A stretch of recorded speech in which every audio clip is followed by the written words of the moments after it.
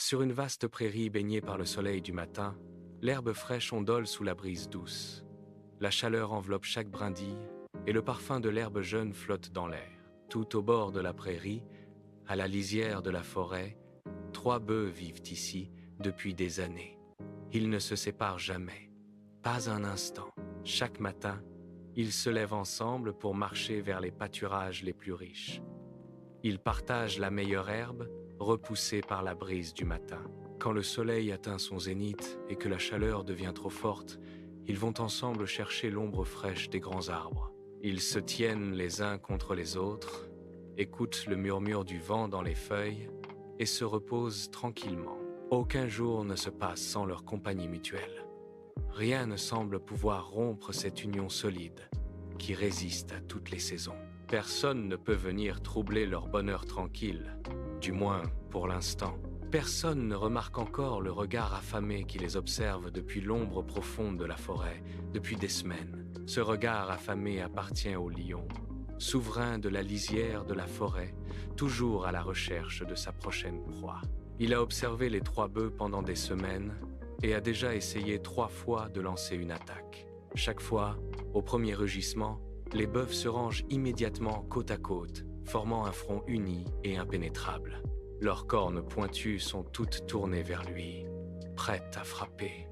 Aucune brèche ne peut être trouvée dans cette défense. Chaque tentative se solde par un échec. Le lion doit battre en retraite, les griffes vides, la mâchoire serrée de frustration. Il s'assied alors sous un chêne centenaire, dont le tronc épais cache son corps au regard des bœufs. Il lèche ses pattes et réfléchit en silence à son dilemme. Il ne peut pas vaincre 3 bœufs unis, pas même avec sa force et sa vitesse. Son premier plan d'attaque frontale est impossible à mettre en œuvre. Il faut changer de stratégie. Une idée rusée commence à germer lentement dans son esprit.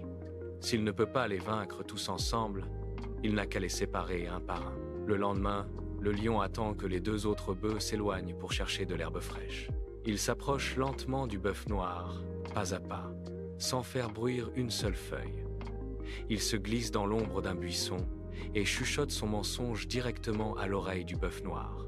Il affirme que les 2 autres bœufs le détestent en secret. Ils se plaignent constamment de lui, disent qu'il est trop lent pour trouver les meilleurs pâturages, qu'il prend toujours la part la plus tendre de l'herbe sans rien donner en retour. Ils ont déjà décidé de l'abandonner pour de bon, de ne plus vouloir rester son ami. Le bœuf noir tressaille sous ces paroles. La blessure et la confusion le gagnent immédiatement. Il ne dit rien de cette conversation à ses 2 compagnons quand ils reviennent. Mais chaque fois que les 2 autres rient entre eux, chaque fois qu'il marche un peu plus vite que lui, il croit entendre des murmures contre lui. Il commence à s'éloigner petit à petit. Il choisit de brouter un peu plus loin chaque jour. Il évite leur regard, ne répond plus quand ils l'appellent. Les 2 autres bœufs remarquent son changement d'attitude. Ils commencent à se demander ce qu'ils ont fait de mal. La suspicion s'installe entre eux, petit à petit, comme un poison qui se répand dans le sang. Le lion observe la fracture de l'intérieur. Il attend patiemment, caché dans les fourrés au bord de la prairie. Le moment qu'il a préparé depuis des semaines est enfin arrivé. Il saisit l'occasion au bon. Il repère d'abord le bœuf brun, qui broue seul au bord de la prairie, loin de toute protection. Le lion retient son souffle, rampe contre le sol herbeux, les muscles de ses pattes tendus comme des cordes. Il ne fait aucun bruit. Quand il n'est plus qu'à 5 mètres de sa proie, il jaillit hors des buissons. Le bœuf brun lève la tête trop tard. Il pousse un meuglement de panique et se met à courir vers la forêt. Le lion est plus rapide, plus lourd, plus déterminé. Les branches cassent sous leurs sabots et leurs pattes. Après une course rapide à travers les arbres, le bœuf brun est poussé dans les profondeurs obscures de la forêt. Il ne reviendra jamais sur la prairie. Le lion nettoie rapidement son pelage des feuilles et de la poussière. Il tourne aussitôt son attention vers le bœuf blanc, lui aussi désormais isolé dans un coin de la prairie. Le bœuf blanc voit revenir le lion, le museau encore taché, et comprend immédiatement ce qu'il attend. Un rugissement effrayant déchire le calme de la prairie. Le lion charge. Le bœuf blanc terrifié fuit de toutes ses forces vers le nord. Il est chassé loin de la prairie, hors des territoires qu'il connaissait, et ne reviendra jamais non plus. Maintenant, il ne reste plus que le bœuf noir. Il est tout seul, au milieu de la prairie vide. La terreur remplit chaque muscle de son corps. Il ne peut plus bouger.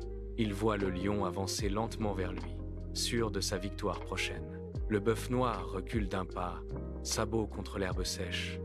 Ses muscles tremblent. Il regarde le lion avancer, pas après pas, la gueule entr'ouverte qui laisse voir les crocs acérés. Il se souvient des jours pas si lointains. Ils étaient trois, côte à côte. Chaque fois que le lion venait, ils repartaient bredouilles, battus par leur force unie. Le mensonge du lion a glissé entre eux comme un couteau. La méfiance a poussé chaque ami à se tourner contre l'autre. Le lien qui paraissait invincible a cassé, comme un brindille sèche sous le pas. Aujourd'hui, le dernier bœuf est là, sans défense. Il ne peut plus compter sur personne. Aucun secours ne viendra. Le mensonge et la méfiance ont gagné. L'union détruite. La proie est à la merci du chasseur.